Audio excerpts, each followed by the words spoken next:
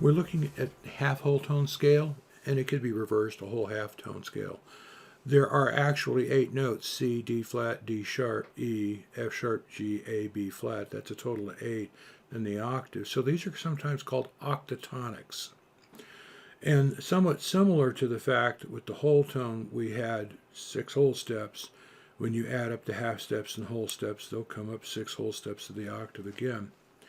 One other thing about the scale shape is in the letter names, we see a D flat and a D sharp, and then the F sharp in between the E and the G.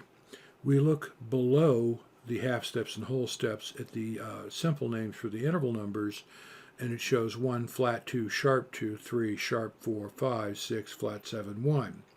In particular, the root, the third, the fifth, and the minor seventh are present to really make this a dominant scale. Underneath the flat 2 and the sharp 2 are flat 9, sharp 9, and under the sharp 4 we could call that a flat 5, and we also could call that a sharp 11. So this particular scale has a lot of tonal properties to it. When we look at the diagrams, and it says letter names scale, and we show E, F sharp, G, then there are 4 notes on the 5th string. Then there's a staggered pattern on the 4th, 3rd, 2nd, and 1st strings, how we have a half step, whole step on the 4th string. Then we move back a fret, and it's a whole step, half step, back up a fret to the 1st fret, and it's a half step, whole step, and then back down a fret, and it's whole step, half step. And we're going to see this occur again. We look off to the right, we see the chord form, and we see C, E, G, B flat, and they fit perfectly inside the interval numbers, and the letter names fit perfectly one on top of the other. Let's get a listen to what this thing sounds like here.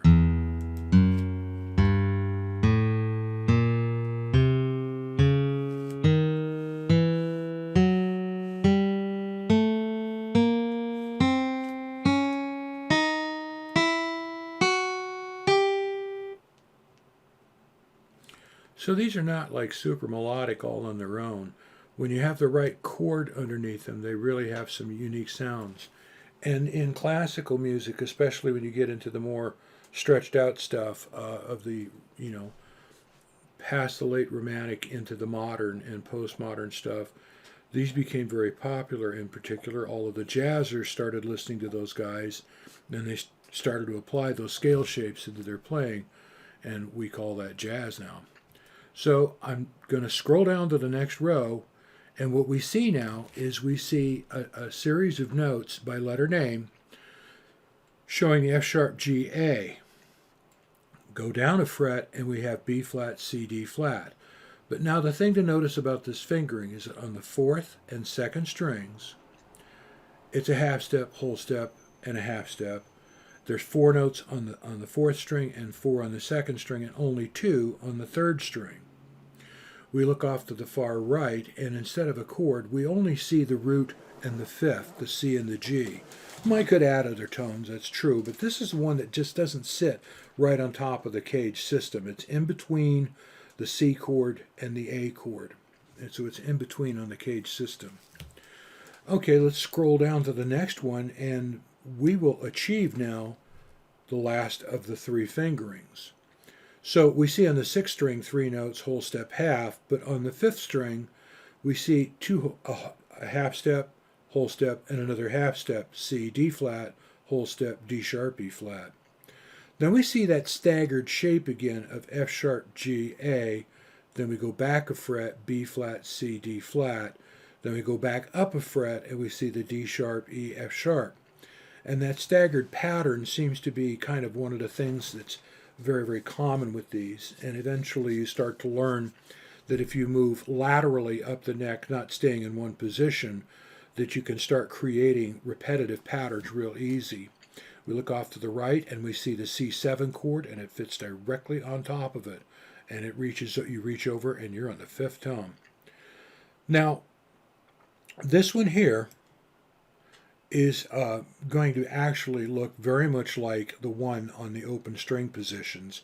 But now, and let me scroll up to that open string position, we see the 5th string, and we go down 1, 2, and we see that 5th string again.